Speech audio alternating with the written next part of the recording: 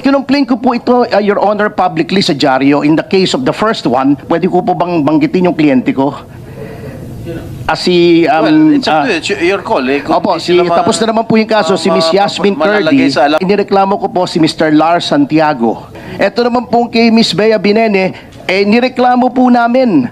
Yun pong isa naman, yung kinomplain po si Mr. Baron Geisler, nag-continue pa rin po doon sa teleserye.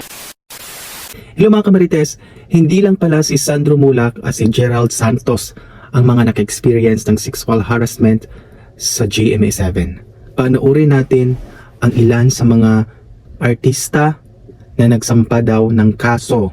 Based po ito sa inilabas po ng isang attorney during sa Senate investigation.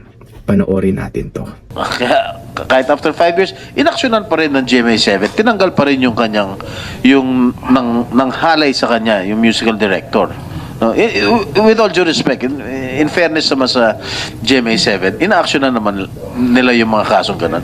In these cases po ay hindi po ganun ang aksyon. Maybe nagbalit na po recently o after these cases ng policy, and I applaud GMA7 for that. Pero yung pong kasong hinandle ko po noong 2009 at 2011, hindi po ganun ang nangyari. Yung una po, yung ikinomplain po na empleyado ng GMA7 na si Mr. Dan Christian Villanueva was retained even after the incident. Yun pong isa naman, yung kinomplain po si Mr. Baron Geisler, nag-continue pa rin po doon sa teleserye kung saan po nangyari yung assault. Pero there was no staff of GMA7 involved. Yung kay, mga artista lang to. Hindi po, yung kay Dan Christian Villanueva po, he was a DJ of DWLS-FM 97.1, which is up to now owned by GMA7 po. He was also sexually harassed? He was the one accused, Your Honor. Okay. Yes, Your Honor. What else do you want to impart before this committee? Yun nga po, ang nangyari po kasi dito in both cases, and sabi ko nga po, ako nag-iba ng policy ng GMA7, maigi naman at mabilis pong action. At natutuwa naman po ako for Mr. Nino Mulak, na kahit ko po. Pero ito pong mangyari po sa akin, ang nangyari po, ako pa po yung abogado. Noong nagreklamo, ako pa po yung napasama, na-demanda pa po ako. Yun po ang ginagawa po nila Binabaliktad po nila in the name of trying to avoid negative publicity and keeping the corporate image clean, sila po ay pine-pressure nila yung artista na i-abandon na yung complaint o binabaliktad nila, pinipilit nila magkasundo yung dalawa. Ayun nga po, ikinumplain ko po ito, Your Honor, publicly sa dyaryo. In the case of the first one, pwede ko po bang banggitin yung kliyente ko?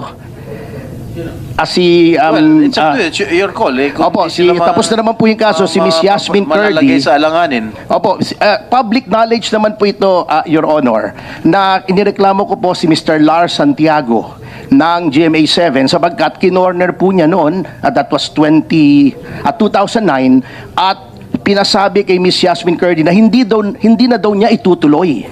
Pero hindi naman po yung intensyon ng aking kliyente sapagkat in fact hanggang 2011 po ay tumatakbo yung kaso. Ang nangyari po roon ay nag-quit na po sandali ng showbiz si Miss Yasmin Curdy, nag-aral na lang po ng nursing sa New Era. At in-encourage naman po namin ni Miss Lolit Solis yung action na yun sapagkat na-stress na po yung bata at that time. Ito naman po kay Miss Bea Binene, nireklamo po namin sa minor po siya at that time, 15 years old. Nireklamo po namin, sinamahan ko sa pulis. Nandyan po buhay na saksi si Miss Colonel Emma Libunaw, na noon po ay hepe ng Women and Children's Protection Office. Nakasama po sila mag-ina na nagreklamo, pumirma po sila sa blotter, nag-execute po sila ng affidavit. Nireklamo po nila na pagka inaresto yung respondent, yung inireklamo, kunin yung cellphone at saka yung computer dahil may mga compromising pictures daw of a sensitive nature doon sa mga computer. Ang nangyari po, nung pumutok po sa media, binaliktad po nila, sinabi nila ako daw ang may pakana nung complaint. Wala daw akong authority. Paano po nangyaring walang authority? Kasama ko po twice, not once, but twice, to quote Susan Roses po, doon sa Akrame. yung complainant at sila pong mag-ina ang nag-complain. So, kaya nga po, minarapat ko po, Your Honor, and also with the kind indulgence of the chairman, na nag-draft po ako ng isang panukalang batas para makatulong po kahit sa aking payak na paraan dito sa komite para ma-amend po yung anti-sexual harassment law. At ito nga po, kung inyo pong pahihintulutan na Your Honor,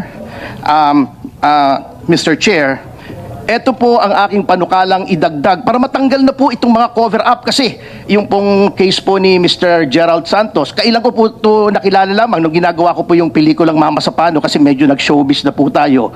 Nag-produce na lang po tayo kasi hindi po tayo pwedeng artista katulad ng Your Honor. Doon ko lang po nalaman nga ito, natatakot po talaga sila sapagkat hawak po nung kanilang nirereklamo yung power of life and death, so to speak, over their career. Swerte nga po si Mr. Sandro Mulak, he belongs to showbiz royalty. Angkan po ni Cheng Mulak yan, nandyan si Nino, nandyan si Aga. Paano po katulad ni Mr. Gerald Santos noon, 15 years old, walang kilala sa showbiz, nangangarap na maatim yung stardom pagkatapos natatakot po siya. Ito po ang aking panukala with your kind indulgence, Your Honor, Mr. Chair, na sana po ay pagkatapos po nitong mga hearings na ito ay mailagay sa Anti-Sexual Harassment Act bilang susog po. And I quote, "Any employee, manager, supervisor, agent of the employer, teacher, instructor, professor, coach, trainer, or any other person who, having authority, influence, or moral ascendancy over the complainant," yung complainant po ng sexual harassment, "and who, not being directly or indirectly involved in acts of sexual harassment as defined in Section 3 hereof, and who by himself or in concert with others conceals or destroys the body of the crime or the effects and instruments thereof in order to prevent its discovery or..." Yes, Your Honor. Siguro pwede mo lang i-submit. Ay, opo. Pasensya na po. Kasi medyo mahaba. Opo, kasi ang nangyari rito, ang nangyari po sa amin ng GMA7, nagdemandahan pa po kami, dinemanda ko pa po yung Vice President nila at that time, si Simon Ferrer. Kasi po, ang nangyari, nag-complain na nga po ng sexual harassment, nag-press con po agad sila. Ako nga, at tinurong may pakala ng nagkakreate ako ng bad publicity. All of this, wala pong problema sa akin yun, sanay po ko. Makapal po mukha ko, Your Honor, Mr. Chair. At tagal na po akong abogado. Ngunit, yun pong atmosphere na cover-up, nagdedeter po, napipigilan yung mga gustong magreklamo. So dapat ito pong atmosphere na ito matanggal para once and for all matanggal na po itong sexual harassment sa ating industriya, Your Honor. Yes, and sabi ko nga kanina, this has been prevalent ever since. No? This has been ongoing since the 90s, siguro since the 80s. Nangyari na ito